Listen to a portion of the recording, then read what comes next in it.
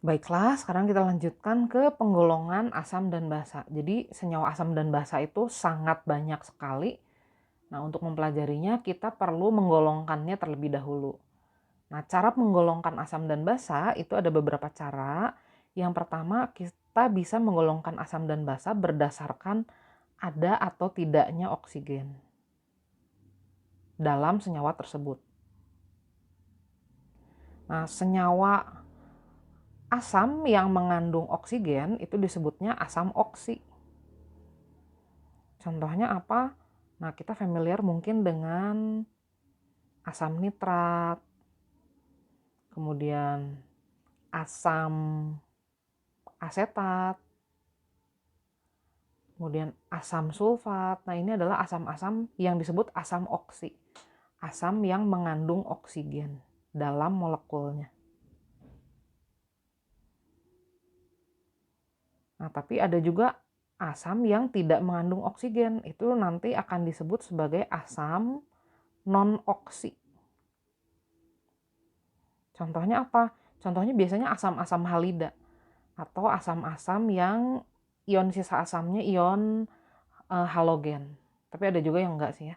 Kebanyakan sih biasanya gini nih, HCl, HBr, HI, HF, asam klorida, asam bromida, asam iodida, asam fluorida, asam sianida, asam sulfida. Nah, ini adalah senyawa-senyawa yang termasuk asam non-oksi atau senyawa-senyawa asam yang tidak mengandung oksigen.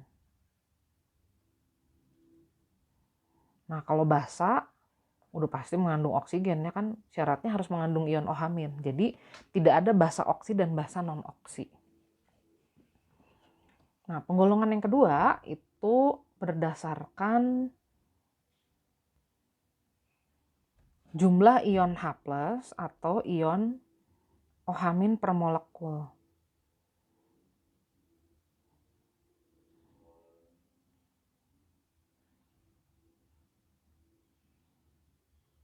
Nah, nanti kita akan melihat ada yang disebut sebagai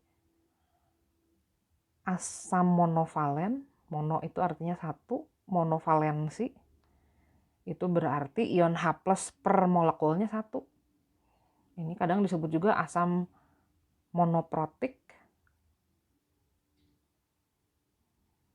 atau kadang juga disebut asam bervalensi satu. Nah, contohnya apa aja nih yang termasuk asam monoprotik? Asam yang H+-nya satu per molekul. Nah, kita bisa memasukkan contoh yang ini. Karena HCl dia kalau terurai menghasilkan satu ion H+ dan satu ion Cl-. Kemudian kita juga bisa menggunakan contoh HNO3 karena HNO3 juga menghasilkan satu ion H+ per molekul. Nah, jangan terkecoh dengan ini nih, ini asam asetat. Asam asetat juga termasuk asam monoprotik karena dia menghasilkan satu ion H+ per molekulnya. Walaupun itu H-nya ada banyak, tapi H-nya tidak terurai ya yang di ion asetatnya. Nah, ini adalah senyawa asam-asam yang termasuk asam monovalen. Kemudian kita juga nanti bisa menemukan asam yang ion H+-nya berjumlah 2 per molekul. Nah, nanti itu akan disebut asam divalen atau asam diprotik atau asam bervalensi 2. Contohnya seperti apa? Nah, contohnya misalnya H2SO4 nih, ini sudah jelas. Satu molekulnya terdiri dari 2 ion H+ dan 1 ion SO4. Kemudian kita bisa lihat juga H2S nih.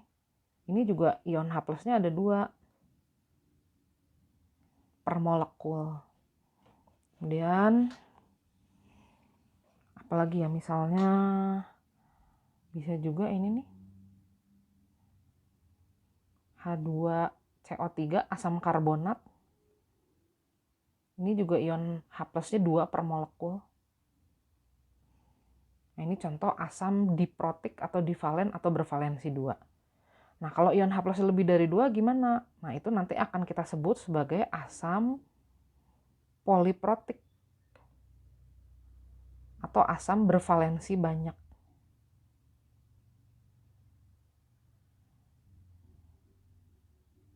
Nah, contohnya seperti apa? Misalkan contohnya asam fosfat. Nah, ini kan ion H+ lebih dari 2 per molekul, ada 3 di sini. Atau mungkin kalau kita menemukan asam yang lain, misalnya H3ASO4, asam arsenat. Nah, ini juga termasuk asam poliprotik.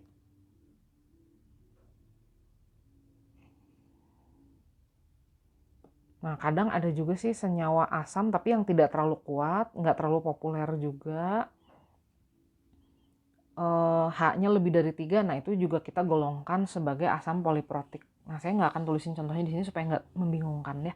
Yang jelas kalau H+-nya sudah lebih dari 2, kita sebut dia asam poliprotik. Nah, bagaimana dengan basa? Basa juga sama. Jadi basa juga bisa kita golongkan jadi basa bervalensi 1.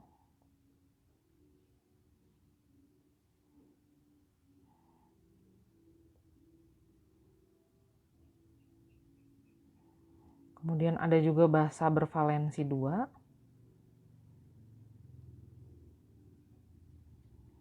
Dan ada basa yang kita anggap bervalensi banyak. 3 dan seterusnya gitu. Nah, contoh basa monovalen apa? Paling gampang, paling sering kita lihat seperti ini ya, NaOH. Nah, ini ion OH- 1 nih per molekul. Kita golongkan dia basa monovalen. KOH juga ya. Kemudian basa bervalensi 2, contohnya kita sering lihat ini juga mungkin. Barium hidroksida. Ion OH- 2 per molekul. Kemudian bisa juga mungkin ini CuOH 2 kali. Nah, ini juga ion OH- ada 2 per molekul. Sedangkan kalau basa bervalensi banyak, contohnya misalnya aluminium hidroksida.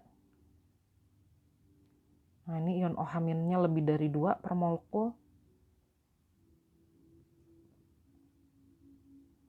Atau bahkan mungkin ada basa-basa yang ion OH- lebih banyak lagi. Contohnya ini. Oh, jangan Mn deh. Mn biasanya biloxnya bilangan ganjil nih. Kebanyakan ganjil. Saya ganti aja deh. Ini Si, mungkin ya SiOH 4 kali. Nah, intinya seperti itu. Kalau ion OH- per molekulnya lebih dari 2, kita sebut dia basa poliprotik. Nah, ini adalah penggolongan asam dan basa berdasarkan jumlah ion H+ dan ion OH- per molekulnya. Oke, berikutnya kita bisa juga menggolongkan asam dan basa berdasarkan kekuatannya. Nah, mungkin ini nanti yang paling banyak kita bahas di sini.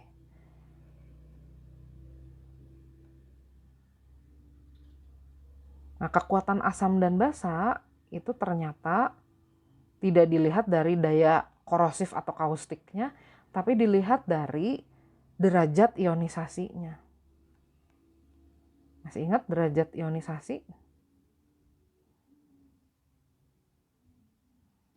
Kalau di bab kesetimbangan derajat disosiasi itu kita beri lambang alfa. Nah, di sini juga derajat ionisasi diberi lambang alfa. Nah, ternyata asam dan basa ini kan termasuk elektrolit ya. Nah, kita kalau ingat lagi ada elektrolit kuat, ada elektrolit lemah. Ternyata asam dan basa juga seperti itu. Jadi ada asam-asam yang terurai seluruhnya, itu nanti akan disebut asam kuat. Nah, saya sudah pernah membahas dulu di video mengenai larutan. Waktu itu diperkenalkan yang termasuk asam kuat itu hanya ada 6. Jadi ada asam klorida, asam bromida, kemudian asam iodida, asam-asam halida ini yang termasuk asam kuat, kemudian asam nitrat,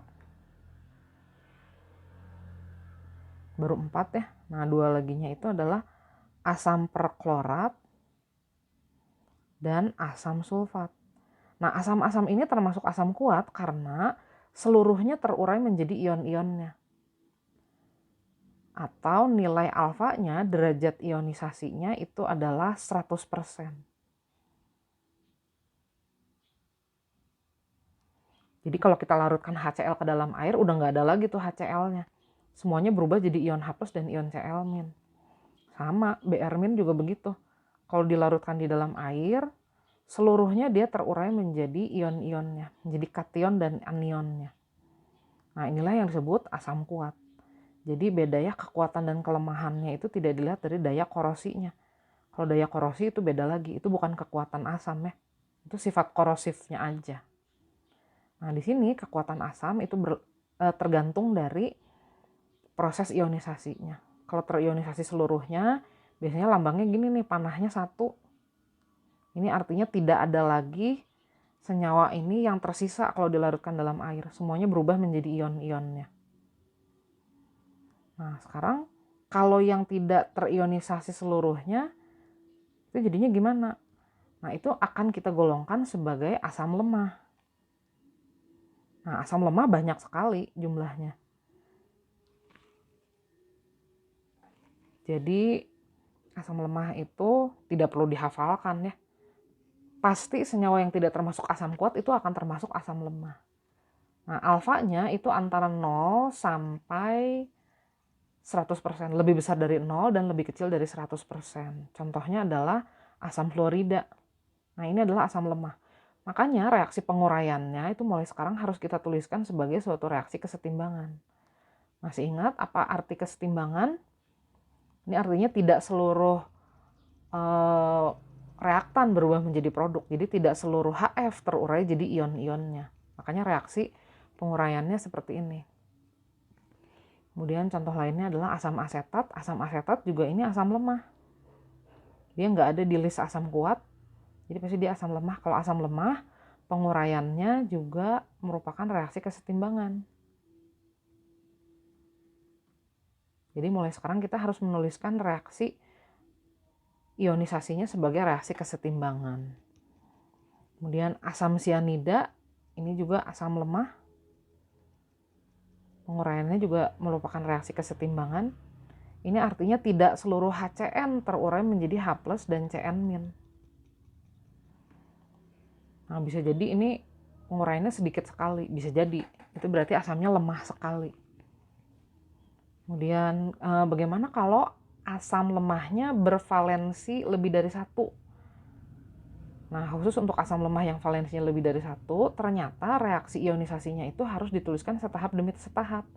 Jadi pertama dia melepaskan dulu 1 ion H+.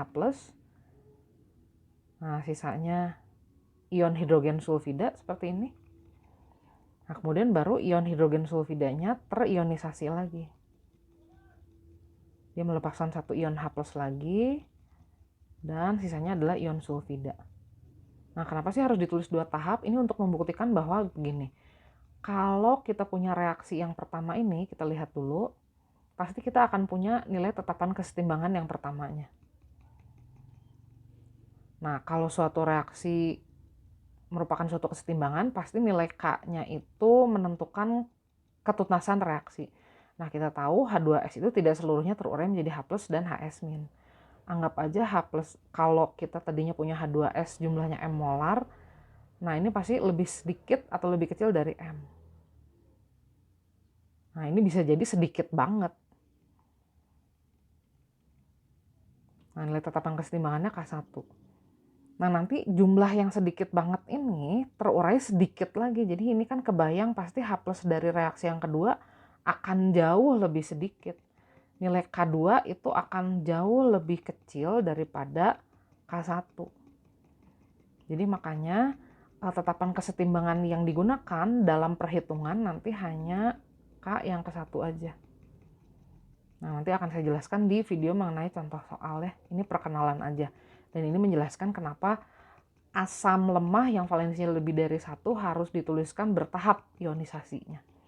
Ini untuk membuktikan bahwa biasanya H+ yang dihasilkan itu hanya dilihat dari reaksi ionisasi yang pertama aja.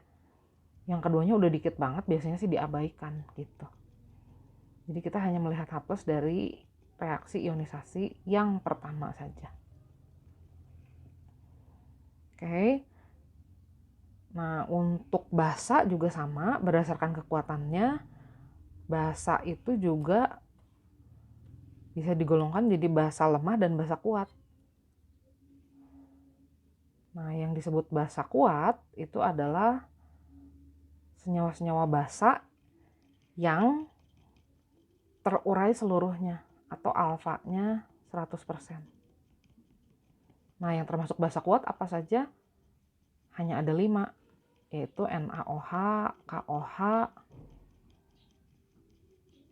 BaOH 2 kali, CaOH 2 kali, walaupun kelarutannya sedikit dalam air ya.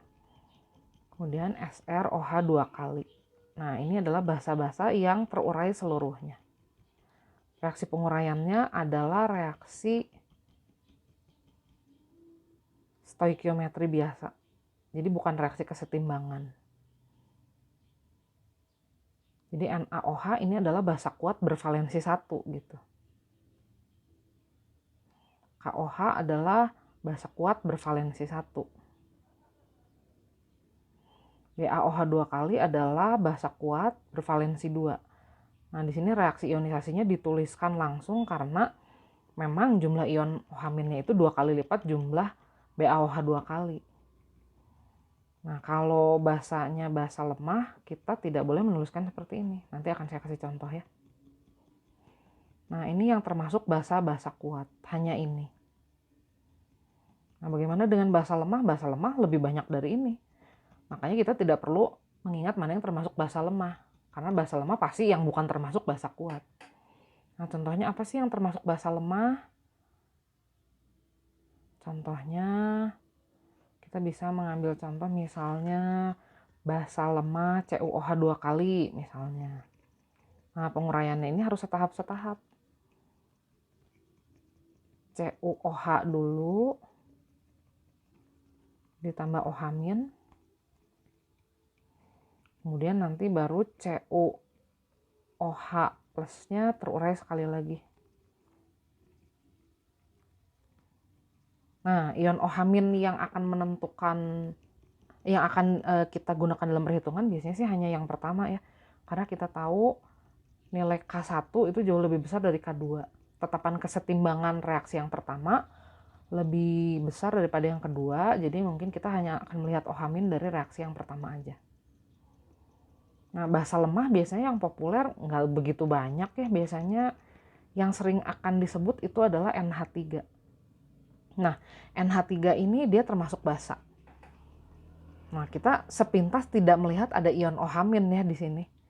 Nah, ternyata NH3 itu tergolong basa karena jika dilarutkan dalam air, kita bisa menghipotesiskan atau menduga bahwa bentuknya adalah NH4OH.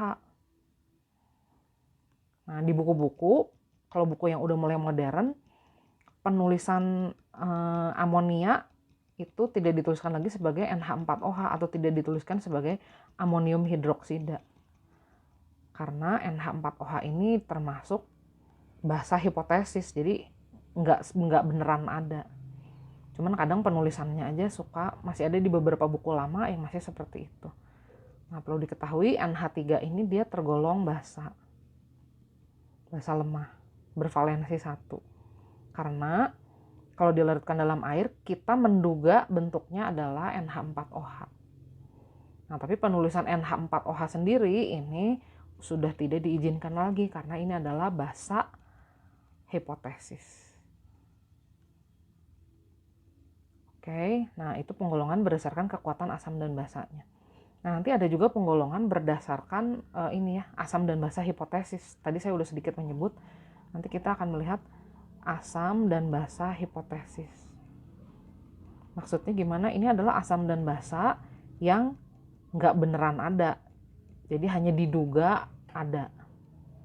Nah, asam dan basa hipotesis ini sifatnya dia akan langsung terurai menjadi senyawa yang lain. Jadi kita tidak pernah menemukan dalam bentuk yang kita tuliskan berikut ini. Selalu dia terurai jadi senyawa lain. Nah, contohnya yang termasuk asam hipotesis itu adalah H2CO3 misalnya. Nah, H2CO3 ini tidak pernah ditemukan dalam bentuk H2CO3 karena dia pasti sudah langsung terurai menjadi H2O, dan gas CO2. Nah, jadi asam dan basa hipotesis ini kalau dia ditemukan sebagai produk reaksi, dia harus langsung dituliskan terurai. Jadi kalau dia bertindak sebagai produk reaksi, dia langsung terurai. Nah, contohnya lagi misalnya asam tiosulfat. Ini juga asam dan basa, ini juga termasuk asam hipotesis. Karena dia nggak pernah ditemukan sebagai produk dalam bentuk seperti itu. Dia pasti langsung terurai menjadi air, gas sulfur dioksida, dan endapan sulfur. Dia tidak stabil. Nah, begitu juga dengan HNO2. Ini doesn't really exist sebenarnya senyawa ini. Kalau dia sebagai produk reaksi, dia sebenarnya nggak ada. Karena dia nggak stabil, dia langsung terurai menjadi H2O, NO, dan NO2.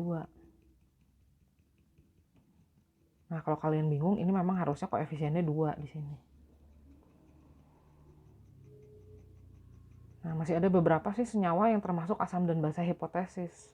Salah satunya yang tadi itu, makanya amonia tidak pernah dituliskan sebagai NH4OH atau sebagai amonium hidroksida, Ini juga karena NH4OH kalau dia bertindak sebagai hasil reaksi, dia langsung terurai menjadi amonia berbentuk gas yang terlarut di dalam air.